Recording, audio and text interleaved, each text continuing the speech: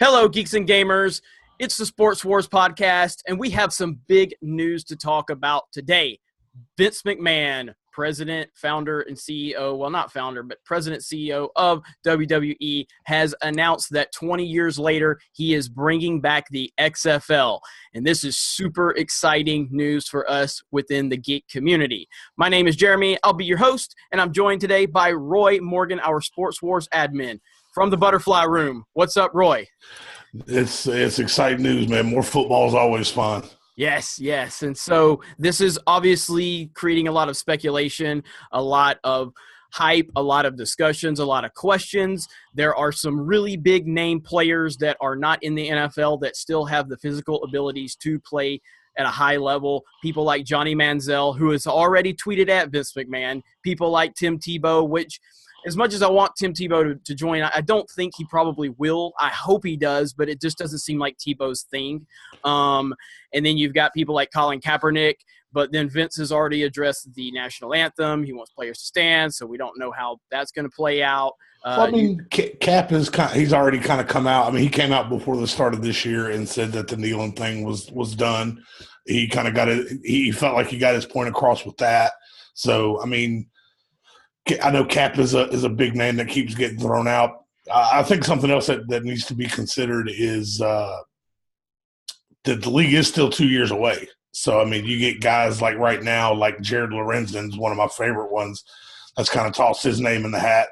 People don't realize Jared Lorenzen, he was a college football player in 2003. So we're talking 17 years after his college days. Mm-hmm. So, I mean, and he's the same age as Eli Manning. So right. I would love it. It would be great. I think this has a great chance of success, a better chance of success than the first run. Yeah, well, the first one, Vince basically made that happen so quickly, and they were trying to strike the match while it was hot, and it was like really successful the first 2 weeks, and then it was just kind of a joke, and it was a sideshow. I mean, From the initial announcement of the XFL, it was February 3rd, 2000.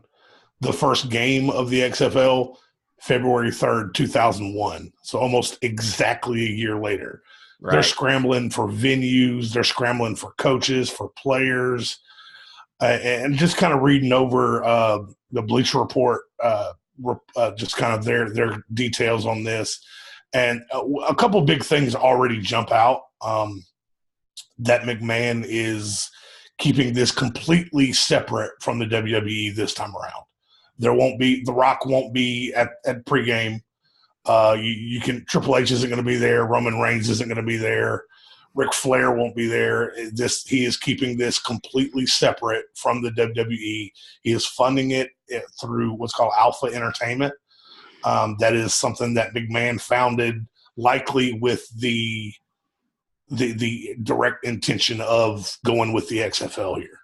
Well, and I think that shows how seriously he's taking it, because last time it seems like he didn't take it super seriously. He was just trying to roll the dice and just try to mix the wrestling culture with football, and it just didn't work. But this time it seems like he's taking a more serious approach, bringing in experts, talking about safety, things of that nature, taking the time to plan out and actually think about what they're doing, map it out. And Vince McMahon's not the type of person that's trying to fail a second time. I mean, this is one of the smartest people in the history of entertainment.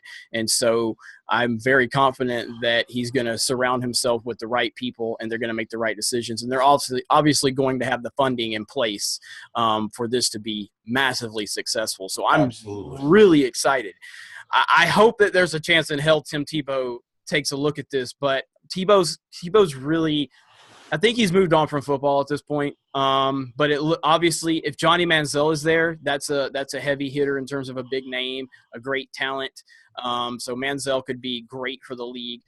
People like Kaepernick, who still has the physical abilities to play, or RG3, who's trying to put his name in the hat to try to get on an NFL team. He still has the physical abilities. I think that this could be a great platform for guys that may have, quote unquote, played themselves out of the NFL.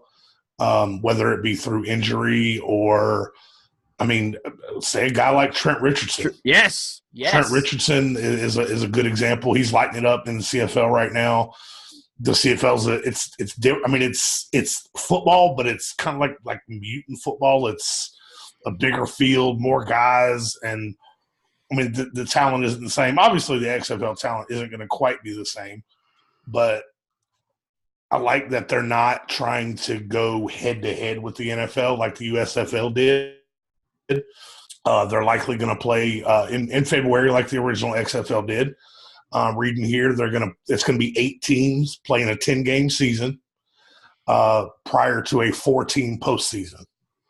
So some of I hope that obviously venues are going to be a bit, I don't want to say an issue, but you're obviously going to want to go to a city that's big enough to support, that has stadiums to support. They're not going to have like the Topeka XFL team.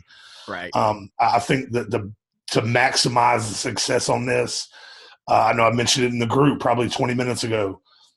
They should probably focus on cities that just lost a franchise. Go to Oakland, go to San Diego, go to St. Louis, go to cities that have a really big like college football base. Birmingham,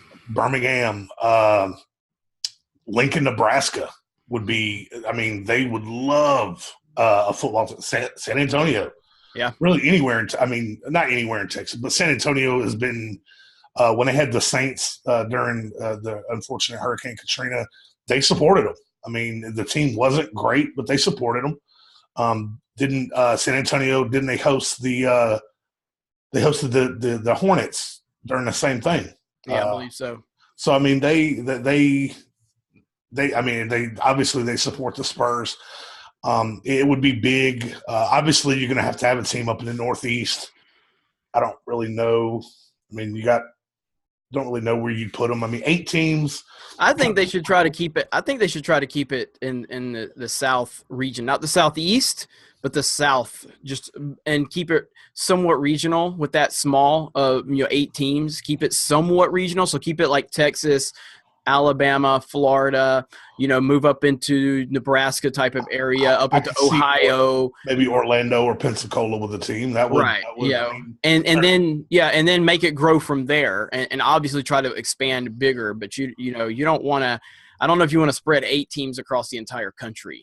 I mean, if you start, I mean, they're talking about a 10-game season, and if they say it starts the week after the Super Bowl, which is the first weekend of February now.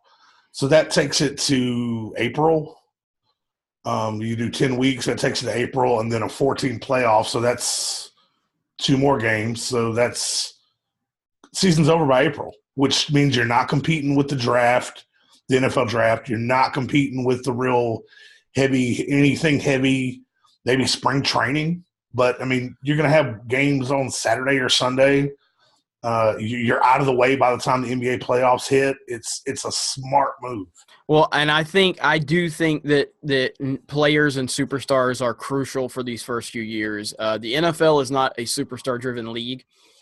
So when someone like Peyton Manning retires, the league doesn't get hurt. When Tom Brady, retires, it's not going to hurt the league. When Aaron Rodgers misses half the season, it's not going to hurt the league. But because the NFL is all about the brand of the NFL. But if the XFL wants to really make a splash, you're going to have stars. That's why Johnny Manziel jumps out at me right now. He's not only does he have the name recognition, he has the talent, and he wants to be there. I think the XFL needs Johnny Manziel as much as Johnny Manziel needs the XFL. Oh, absolutely. There's no doubt about it. And then, like I said, Kaepernick could be problematic, but if he's willing to agree to not bring his politics into it, then Kaepernick could be a massive draw for the XFL. And if you can get Kaepernick and Manziel, and like I said, even an RG3, which is an outside shot, and the home run would be Tim Tebow, that right there is half of your teams having quarterbacks with huge name recognition and fan bases. That could be huge right there. I mean, Kaepernick and Manziel, those are your headliners right there. Kaepernick was a starting Super Bowl quarterback less than, 5 years ago? Mm-hmm. Manziel's a Heisman Trophy winner. I mean, those are your two stars there. And I don't think Tebow's as much of a long shot as you might think. Because, yeah, he's focused on baseball right now, but and I know in the early 2000s, the image of WWE was kind of not family friendly. Whereas now they've toned it down quite a bit, and also Vince is completely. I mean, he's gone on record. He is completely. WWE is its own thing.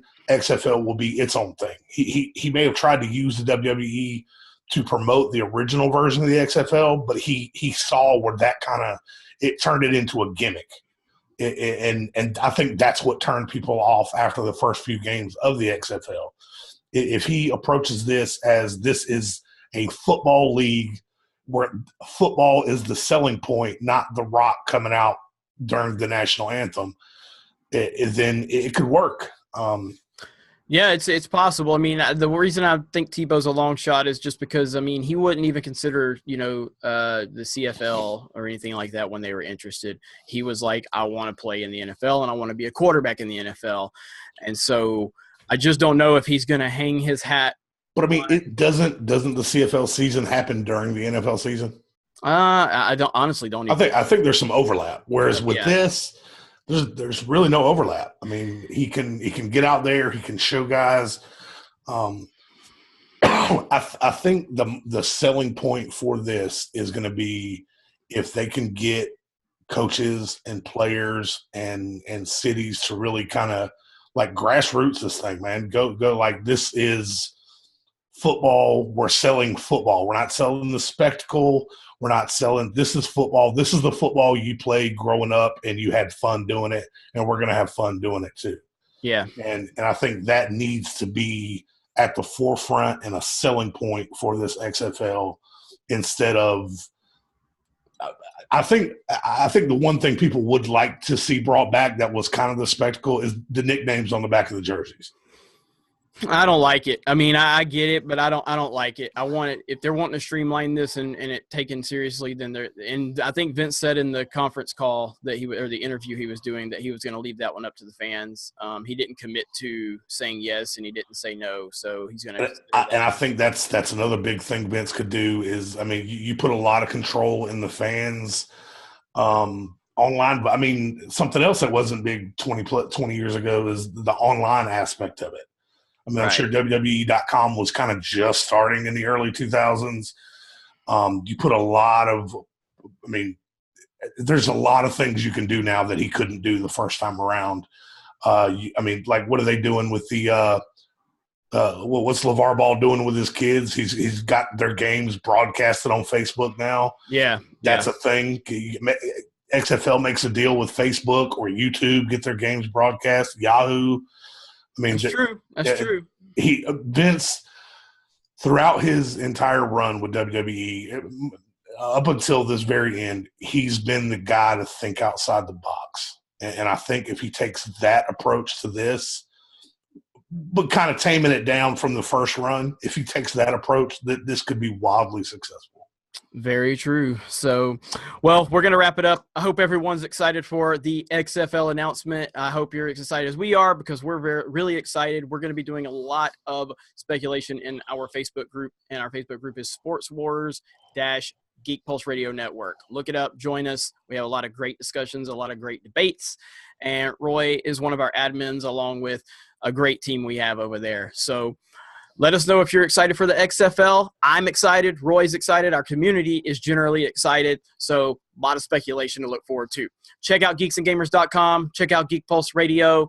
Check us out on Twitter, Instagram. We'll have all those links in the description below. You guys have a great day, and we will talk to you later. Sports Wars. Brady love. There's a lot of Brady love there. You want to finish this one off like you finished the last podcast off? Fuck Tom Brady. There you go.